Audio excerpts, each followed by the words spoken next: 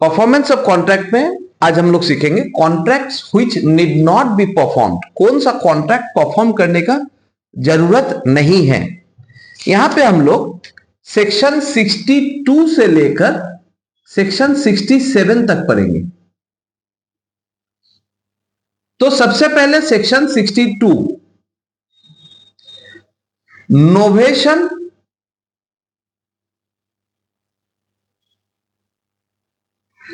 रिसीशन,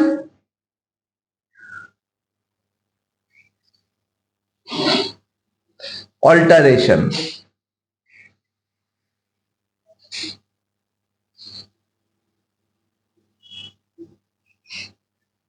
novation क्या मतलब है? नोवेशन का मतलब है कि कोई पुराना कॉन्ट्रैक्ट है, ए और बी के अंदर कोई एक कॉन्ट्रैक्ट था पहले से, इन्होंने तय किया कि इस कॉन्ट्रैक्ट को हटाकर कोई नया कॉन्ट्रैक्ट ले आते हैं। तो जैसे ही कोई नया कॉन्ट्रैक्ट क्रिएट हो जाता है, इन दैट केस पुराना वाला कॉन्ट्रैक्ट कैंसिल हो जाता है। तो इन that case contract need not be perform, old contract need not be performed. इसे नोवेशन कहते हैं और ये म्यूचुअल एग्रीमेंट के द्वारा ही हो सकता है। दोनों का कंसेंट होना चाहिए, तभी नोवेशन पॉसिबल है। तो नोवेशन में क्या हुआ, ओल्ड कॉन्ट्रैक्ट हटकर नया कॉन्ट्रैक्ट आ जाता है। अब जरूरी नहीं है कि ए और बी के साथ हो। पहला वाला ए और बी के साथ था, हो सकता है ए बी को 5 लाख रुपया देने वाला था, कॉन्ट्रैक्ट में था। अब ए ने बताया मेरे बदले सी आपको पैसा दे देगा, 5 लाख रुपया सी आपको दे देगा, नया कॉन्ट्रैक्ट आ जाता है। तो फिर पुराना वाला कॉन्ट्रैक्ट कैंसिल, नया वाला कॉन्ट्रैक्ट चालू। अब सी और बी के अंदर में ये कॉन्ट्रैक्ट आ जाता है। This is called novation. Rescission का मतलब कॉन्ट्रैक्ट कैंसिल हो जाना और नया कॉन्ट्रैक्ट नहीं आना। रिसिशन मतलब पुराना वाला कॉन्ट्रैक्ट कैंसिल, म्यूचुअल एग्रीमेंट के जरिए दोनों ने आपस में मिलकर यह तय किया कि इस कॉन्ट्रैक्ट को कैंसिल कर दिया जाए, रिसिशन। तो इन that case contract need not be performed. Alteration, alteration का मतलब कॉन्ट्रैक्ट के क्लॉज में कुछ चेंजेस करना है। तो जैसे ही कोई क्लॉज में चेंज आ गया, ऑल्टरेशन हो गया, तो पुराना वाला कॉन्ट्रैक्ट चेंज हो गया, मॉडिफाई हो गया, तो पुराना वाला कॉन्ट्रैक्ट कैंसिल और नया वाला कॉन्ट्रैक्ट चालू। तो इस तरीके से उसे भी हम नीड नॉट बी परफॉर्म्ड कहेंगे। तो नोवेशन, रिसिशन, ऑल्टरेशन अगर होता है तो फिर कॉन्ट्रैक्ट परफॉर्म करने की जरूरत नहीं है। इसके बाद आते हैं सेक्शन 63, प्रोमिसी में वेव। प्रोमिसी ने बोला प्रोमिसर को आपको परफॉर्म करने की जरूरत नहीं है। सपोज ए और बी का लेते हैं, 5 लाख रुपया ए को मिलना था, बी देने वाला था 5 लाख, लेकिन बी ने सिर्फ 2 लाख रुपया दिया। ए ने बोला छोड़ दीजिए, बाकी 3 लाख देने का जरूरत नहीं है। In that case be need not be performed, further 3 lakh देने का जरूरत नहीं है। तो ये हो गया प्रोमिसी अगर वेव कर देता है। ये चाहे तो पूरा का पूरा वेव कर सकता है या फिर पार्ट वेव कर सकता है। तो सेक्शन 63 हो गया। अच्छा, अभी हम बताएंगे सेक्शन 62 और सेक्शन 63, ये दोनों जो सेक्शन है ये डिस्चार्ज ऑफ कॉन्ट्रैक्ट में भी काम आने वाला है, उसीलिए मैं यहां पे डी लिख रहा हूं।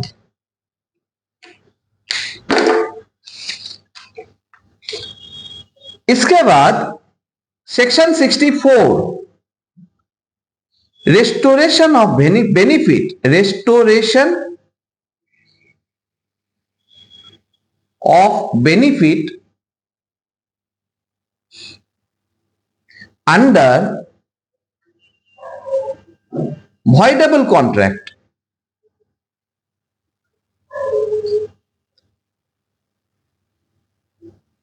कोई कॉन्ट्रैक्ट अगर voidable है तो जो बेनिफिट रिसीव किया गया था उसको रेस्टोर करना पड़ेगा। एक एग्जांपल लेते हैं, लाइफ इंश्योरेंस कंपनी है, उसने मिस्टर ए का प्रीमियम लिया और पेपर्स भी लिया, प्रीमियम भी लिया, सब जमा हो गया, सब चेक वुक करके उसने देखा, LIC देखा कि अरे मिस्टर ए का तो डॉक्यूमेंट में कुछ डेफिशिएंसी है, तो इनका पॉलिसी नहीं किया जा सकता है, इन दैट केस क्या होगा, कॉन्ट्रैक्ट एलआईसी के पास वॉइडेबल हो जाता है। वो चाहे तो इस कॉन्ट्रैक्ट को कैंसिल कर सकता है और कैंसिल करेगा भी। लेकिन इन दैट केस प्रीमियम जो ए से रिसीव हुआ था वो प्रीमियम ए को वापस करेगा, subject to deduction of certain expenses which LIC had incurred. अगर एलआईसी कुछ खर्चा करता तो माइनस करके बाकी का पैसा ए को लौटाएगा, क्योंकि उसने तो कॉन्ट्रैक्ट परफॉर्म किया ही नहीं।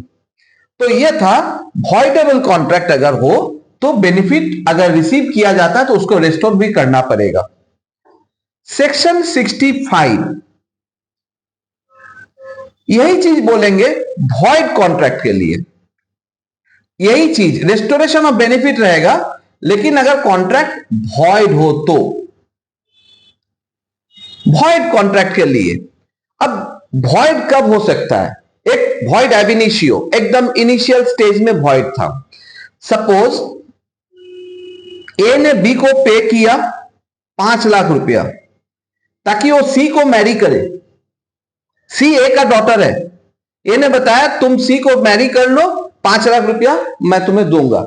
लेकिन जिस दिन ये प्रॉमिस हो रहा था उस दिन सी का डेथ हो चुका था, तो कॉन्ट्रैक्ट तो शुरू से ही वॉइड है। तो इन दैट केस अगर ए 5 लाख रुपया बी को दे भी देता है तो वापस तो ले लेगा, पहला बात। सेकेंडली और एक चीज बताते हैं कि शुरू से वॉइड नहीं है, बाद में जाकर वॉइड हो जाता है। कैसा, ए और बी, बी एक प्रॉपर्टी का ओनर है, ए उस प्रॉपर्टी में एक गोडाउन किराए पे लिया। बी ने बताया आपको 10,000 रुपया का महीना देना पड़ेगा और 12 महीने का और पूरा एडवांस 1,20,000। बी ने ए से ले भी लिया, पूरा 12 महीने का एडवांस ले लिया गोडाउन रेंट। अब 7 मंथ्स के बाद गोडाउन में आग लग जाता है और बिजनेस करने लायक नहीं रहता गोडाउन, तो फिर 5 महीना का जो पैसा बी के पास ज्यादा पड़ा हुआ है, बी उस 5 महीने का पैसा ए को रिस्टोर कर देगा, मतलब रिटर्न कर देगा। क्लियर। और एक चीज यहां पे एक कंफ्यूजन हो जाता है डिपॉजिट को लेकर। ए और बी एक मकान सेल के एग्रीमेंट में आ रहा था, तो बी ए से मकान खरीद रहा था, तो बी ने क्या किया, 50,000 रुपया ए को देता है कि वो 3 महीने के अंदर अंदर इस मकान को ले लेगा, एग्जीक्यूट करेगा पूरा एग्रीमेंट को, और मकान उससे लेगा और उससे मकान को खरीदने का जो पैसा होगा वो पेमेंट कर देगा। लेकिन शर्त यह भी था कि ये डिपॉजिट मनी है, अगर कॉन्ट्रैक्ट परफॉर्म नहीं होता है 3 महीने के अंदर तो ये उसको फॉरफिट भी कर लेगा। तो इस सिचुएशन में अगर 3 महीने के बाद बी कॉन्ट्रैक्ट को एग्जीक्यूट नहीं करता है तो ये पैसा ए का ही हो जाएगा, ए इसको रेस्टोर नहीं करेगा। सेक्शन 65 हो गया। अब आते हैं सेक्शन 66 में, कम्युनिकेशन को लेकर है।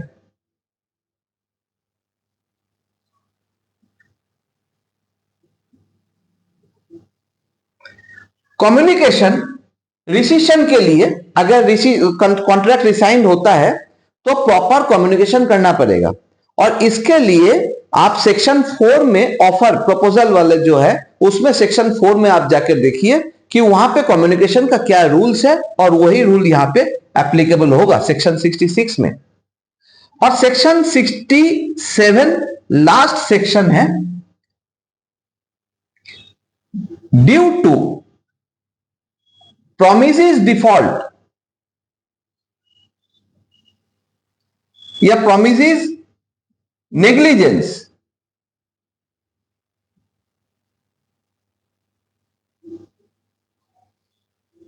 Promisee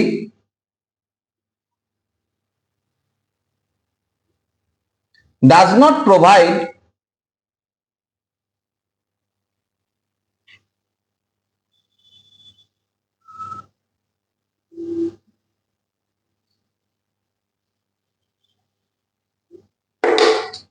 the promisor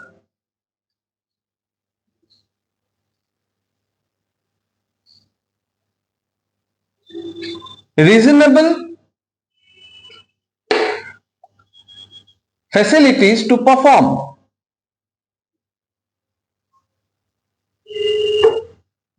Facilities to perform. प्रोमिजी ने उसके नेग्लिजेंस के कारण उसने प्रोमिजर को कोई फैसिलिटी दिया नहीं ताकि वो परफॉर्म कर सके, तो प्रोमिजर नीड नॉट बी परफॉर्म्ड। तो ये था सेक्शन 62 से 67। इसमें सेक्शन 67 भी डिस्चार्ज ऑफ कॉन्ट्रैक्ट का पार्ट होने वाला है। सेक्शन 62, सेक्शन 63 और सेक्शन 67 डिस्चार्ज ऑफ कॉन्ट्रैक्ट एक अलग टॉपिक है, परफॉर्मेंस में उसका एक पार्ट होने वाला है। Thank you.